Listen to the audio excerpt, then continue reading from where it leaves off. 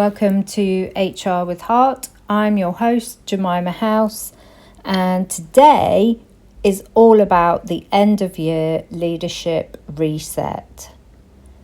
This is your space to breathe out for a minute.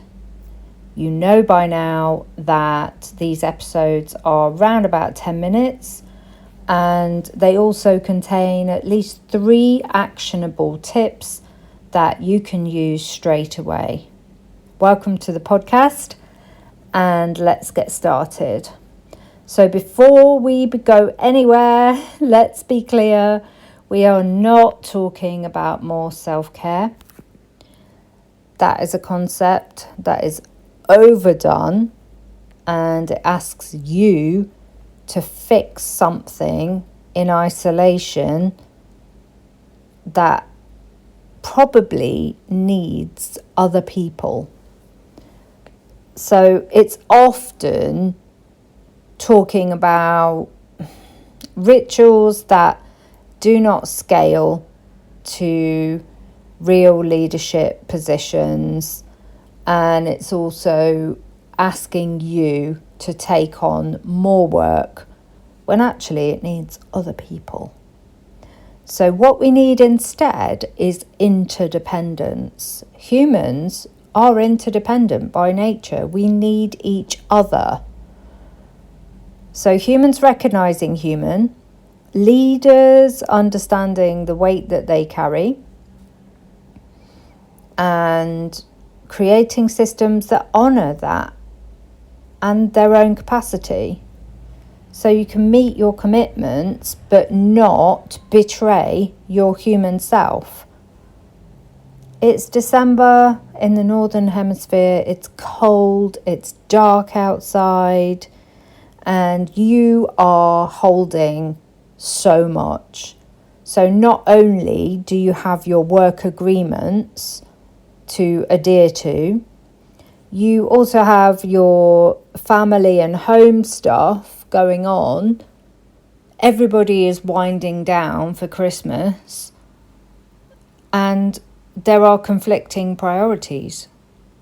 So the idea of having to prepare for the holidays at the same time as having to mentally prepare for closing the year and thinking what might happen when you get back to work in January,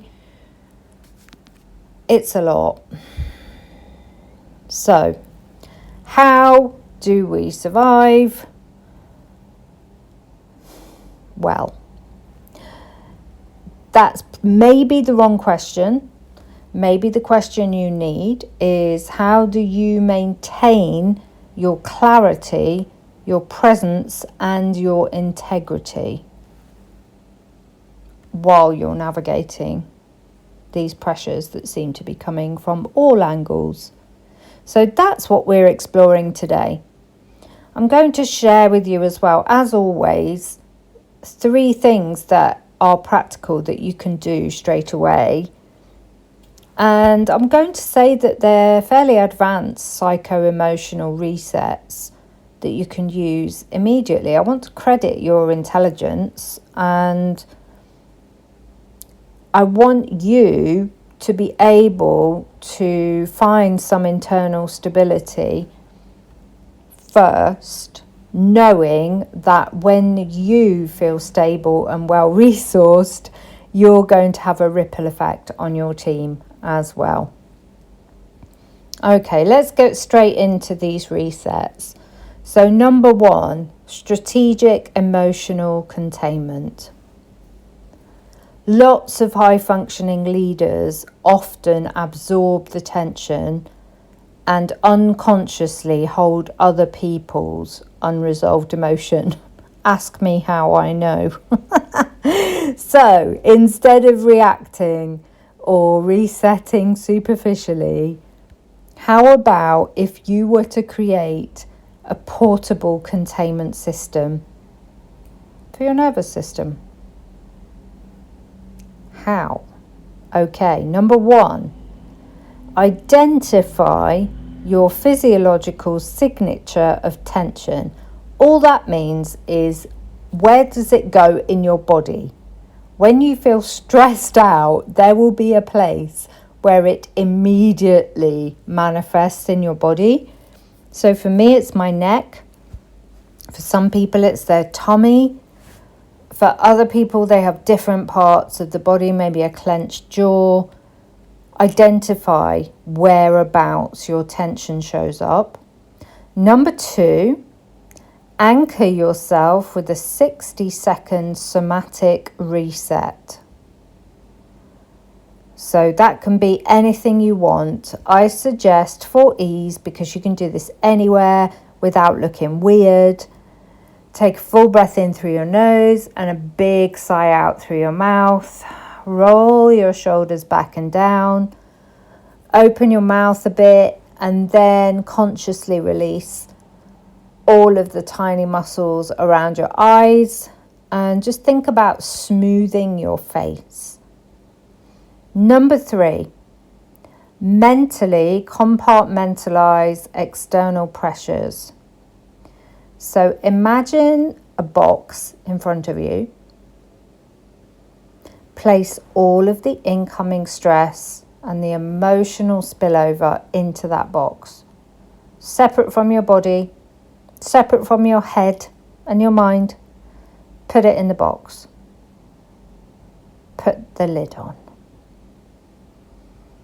Number 4, take one conscious step back from the box before responding to any conversation, any email, any decision.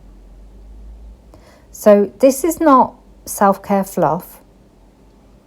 It's neuropsychological stabilising. You're literally regulating your nervous system so that every decision and interaction flows from clarity and from your truth, not from reactivity because you're holding so much. Okay, number 2, pre-decide the only 2 variables that matter today. I really like doing this actually at the beginning of each day. It's part of my intention setting. Cognitive load is high because leaders are juggling so many decisions per hour. So instead of asking yourself, what's heavy right now or what's adding to my pressure, that's just asking you to do more mental work. We don't want that. So pre-decide what are the 2 variables that actually govern your day. For example, variable 1, how will I show up today? What kind of presence am I going to have? What kind of tone? Variable number 2, what is a non-negotiable for this day's work? So is there a particular outcome? Is there a deadline? Is there a client expectation? Everything else is optional. So I would say this is very much like setting an intention for your day. It's just different language. But what it does do is it really reduces decision fatigue.